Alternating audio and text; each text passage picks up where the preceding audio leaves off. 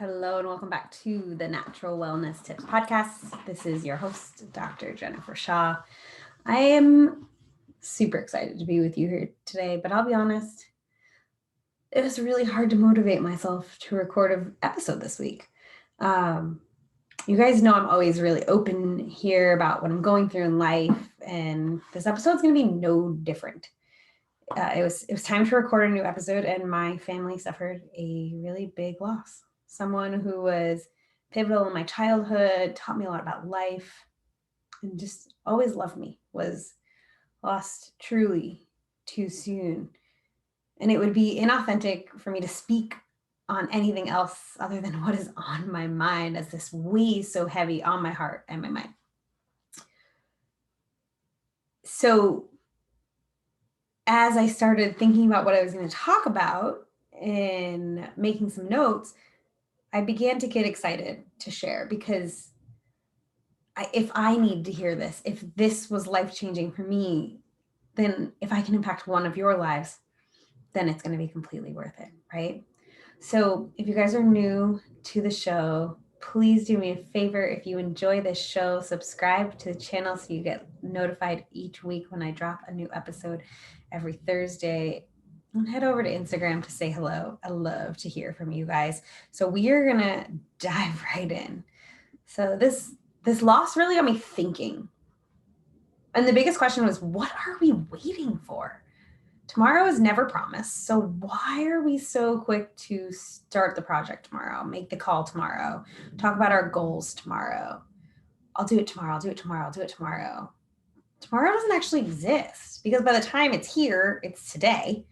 And that's only if it comes, because if it doesn't come, it's too late. And it's so easy to be full of excuses. I'm busy. I don't have the money. I don't have the time. I'm scared. But let's just say F to the excuses. What do we really want in life? What do you really want in life? Last night, as I was laying in bed, I was reading a book titled The Go-Giver Leadership. It's a 4-part series. And guys, if you haven't heard of it, go get The Go-Giver. It's the first one. Then there's 3 more that follow. They're truly impactful. I'm on the 4th, and I will probably do a podcast episode on all 4 of them because I'm just like so infatuated with what I'm learning from these books. But there was a quote that really resonated with me. I think we live to find out who we are. I think we live to find out who we are. Isn't that kind of powerful? Like, we should innately know who we are, right? But so much of our lives is repeating conditioning and programming that we learned from adults around us, specifically in a broken school system, from teachers who have their own trauma and stories. We pick up all of this. It's like we put it in an oversized backpack and carry that shit around. It's not our shit. It's everybody else's. And that is what's holding us back, fueling our excuses, making us think we're not good enough. We're not worthy. You know, I recently moved into this new beautiful home with my incredible boyfriend, Owen, and the first few weeks have been so hard trying to accept that I'm worthy of living here, because my inner belief doesn't think I am, because of things I've been told in previous relationships. Growing up, it's just we carry around other people's stories, and it's what's holding us back. It's really what is holding us back. It is what makes us afraid to fail. And it's kind of heartbreaking when you think about that, right? So I was thinking about just like growing up and memories and everything with this loss. And I was thinking about the statistics. So the average toddler has heard the word no 400 times a day. A day. 400 times a day. The average toddler hears the word no 400 times a day. No wonder we're afraid to fail. Think about school. When you answered a question, you were wrong. Were you celebrated for being courageous enough to try and answer the question? Or were you more likely ridiculed or scolded for being wrong? There might be a very few number of teachers throughout your childhood that celebrated the wrong answers even more than the right. Maybe they even celebrated them equally, but that's far and few between. Most probably celebrated the right and not the wrong, leaving the people who answered the questions wrong feel as though they weren't good enough, they weren't smart enough. And then we wonder why we're afraid to put ourselves out there. We were conditioned in childhood. Raise my hand, answer the question wrong, ridiculed. Raise my hand, answer the question wrong, ridiculed. Ridiculed. Am I going to stop raising my hand? Hell yeah, I'm going to stop raising my hand. And then we wonder why we're afraid to put ourselves out there, why we're afraid to go after our dreams, right? Like, why? Of course we are, because adults laughed at us when we told them what we wanted to be at a certain point. We got teased for it, right? So enough is enough. Call the person you haven't spoken to in a long time. Call the potential client. Follow up with the potential client. Book a trip. Talk about your dreams. We are afraid because we have been taught that failure is bad, but failure is freaking amazing. If we don't fail, we don't learn, which means we don't grow. And we need to fail. We need to fail.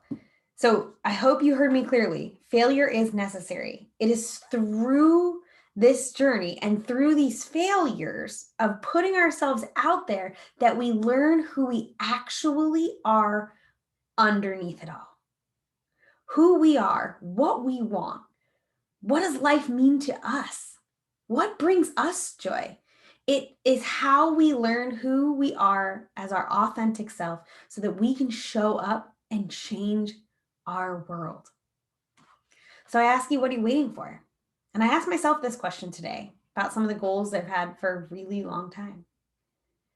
And I'm ready to let go of the excuses and make these a reality. I truly am now. I have to be, because tomorrow is not promised. A good friend of mine, Jessica Thiefels, she recently shared a podcast episode from her show, Mindset Reset Radio, where she interviewed this woman, Shay Stone. And Shay said something that really hit me. Faith and fear are the exact same thing.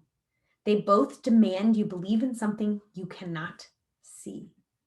Faith and fear are the exact same thing. They both demand you believe in something you cannot see. So why are so many of us clinging onto fear for dear life, afraid to embrace faith? Now, unfortunately, fear is a pandemic in our world right now. And many people are holding on to fear in so many areas. I don't have fear around my health or my wellness. None at all. Zero, zilch, nada. I have fear of some of my rights that are being taken away.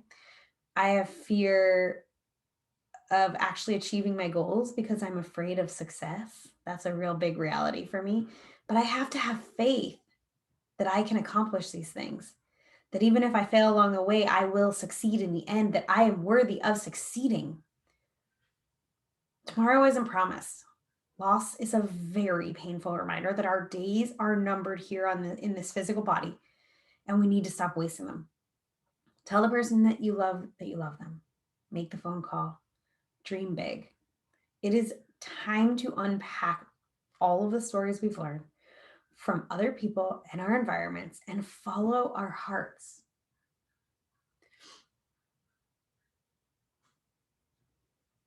What do you want to think when you get to the end? Do you want to have regrets about the things you didn't do? Or do you want to have incredible memories about all of the things that you tried, even if you sucked at them, even if you never succeeded? Do you want to know that you consistently and constantly put yourself out there? Or do you want to wish that you had lived a life of your dreams, right? Like, I don't want to wish, I want to live. And I've done that. I've taken so many steps in the last few years to do that. God, leaving my ex-husband was one of the scariest moments of my life, but I knew I had to do that to live the life of my dreams, to be truly at peace physically and emotionally. And I did that for myself. None of it's easy. You might look at somebody's Instagram and be like, oh, they're so lucky they have XYZ. Chances are they work their asses off for it. You're seeing their chapter 30 while you're on your chapter 2 feeling bad for yourself. Get out there, do the work. Figure out who you are, do the healing. Do the healing. So before I sign off today, I want to share with you 2 things that have really been helping me with this journey. The first is the emotion code. You can check out the book. It's definitely it's a really great way to get a glimpse of what the emotion code is how I was first introduced to the emotion code. I read that book. It was recommended to me by someone. And now I work with an emotion code practitioner. She's a really good friend of mine. And if you want to know who she is, just email or IG message me, probably is the best thing. Message me on IG and I'll introduce you to her. She's amazing. But really, what the hell is it? Our emotions, when left unprocessed, get stuck in our bodies. Not only that, but the emotions of our ancestors get stuck in our bodies if they're left unprocessed. And the emotion code is a tool to release those emotions and heal them. It's an energetic process, think similar to like Reiki healing.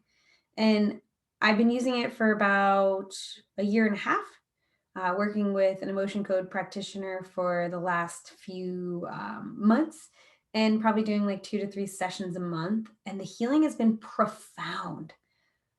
The ability to truly see who I am underneath it all, to unravel these emotions that I have stuck down and down and down for years has been unbelievable. So I didn't really learn how to cry until I was like 33, until I was going through my divorce. I thought crying was a sign of weakness, and I was proud of the fact that I didn't cry. But really, all I was doing was trapping and trapping and trapping more emotions, more emotions, more emotions. And as I released that, as I've let that go, and I've done this healing, I now understand the importance of processing our emotions, feeling our emotions, crying, being sad, finding stillness, finding flow, not being so busy, just letting myself heal. And the emotion code has been a huge, huge, huge part of that. So if you feel like I need to move energy, get moving, but I don't know where to start, that's an incredible place to start. The second is my oils, guys. You know that. You know I lean into my oils, but my emotion code practitioner, she actually couples the work with essential oils, giving it another layer of healing. And I wanted to share with you a few of them that come up for me so much in my emotion code work and just so much in my healing, so that you can see how I use them. The first is Siberian Fur. It's the oil to help release generational trauma. So this is helping you release stories and emotions and things stuck within your body from your family, from yourself, just from your childhood, letting it go so it's not passed on to other generations, so it can be healed in the here and now.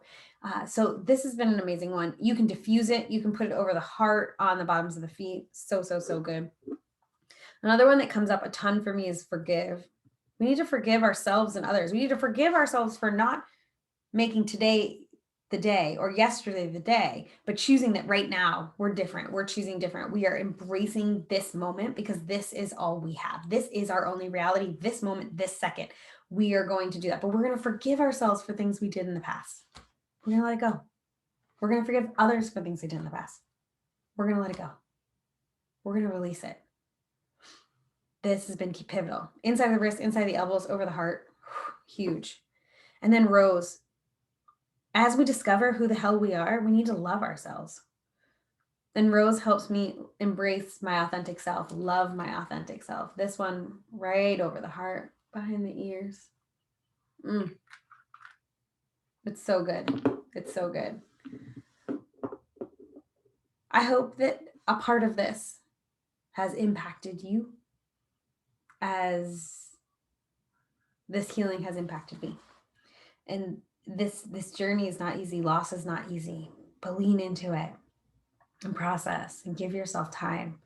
Because if you don't give yourself time now, those things you don't heal now are going to come up 10 years later with a vengeance, in illnesses, in drama, and just things that we don't need to deal with at that point, because we can process them now while they're not that big, while they're a blip in the road. So if you guys want to connect, if you have questions, you You want to say hi, you have episodes you want me to record, head over to Instagram, send me a message. I love to hear from you. If you're ready to give essential oils a try, I have my risk-free 5-day oil experience for you. $10, 6 samples, 5 days of guided text messages. If at the end you don't like it, I'll send you your money back. It's that simple. So click the link click the link below or in my IG bio. You'll be able to get that to snag your oil experience and go hug those that are important to you. Tell them that you love them. And don't waste today because tomorrow is never promised.